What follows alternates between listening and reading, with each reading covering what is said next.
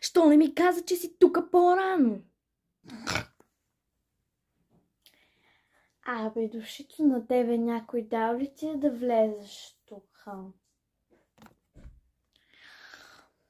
Слушай, какво? Тук партията аз не да. Изчезвай. Ау! Поне добре, че ме намазахте, мерси. О, вижте ти пак точно сега ли поне малко да ми беше минало. Аре, изчезвайте. Човек, онази ме удари. Ти се обутнах се, тя не ми помогна. Много ли се... Това беше ужасно. Ей, драма клуб! Да, на мен ми казаха така. О, пак ли ти бе? Нали не дразил на твоята трисла?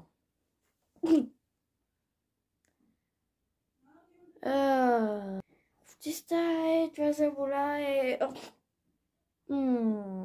Аз какво ти казах, бе? Да не я доближаваш, нали? Ти защо го направи? Сега заслужаваш това.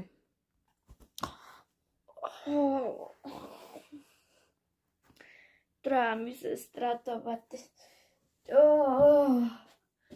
Ти си луда. Утре на конкурса как ще отида с счупено начало?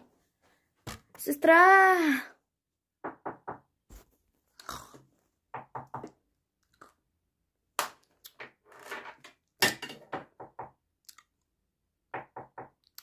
Не!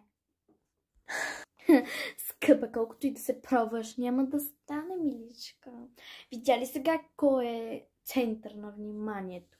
Ти? Да, това не е толкова зле, но е so annoying. И между другото, буквално почти всичките мразят, защото разбрах какво си направил. Но спокойно за конкурса може да оцелеш. Хайде да видим утре какво ще стане. The next day. На конкурсът. Зад решетките. Човек, толкова се радвам. Толкова се радвам. Че съм на конкурс.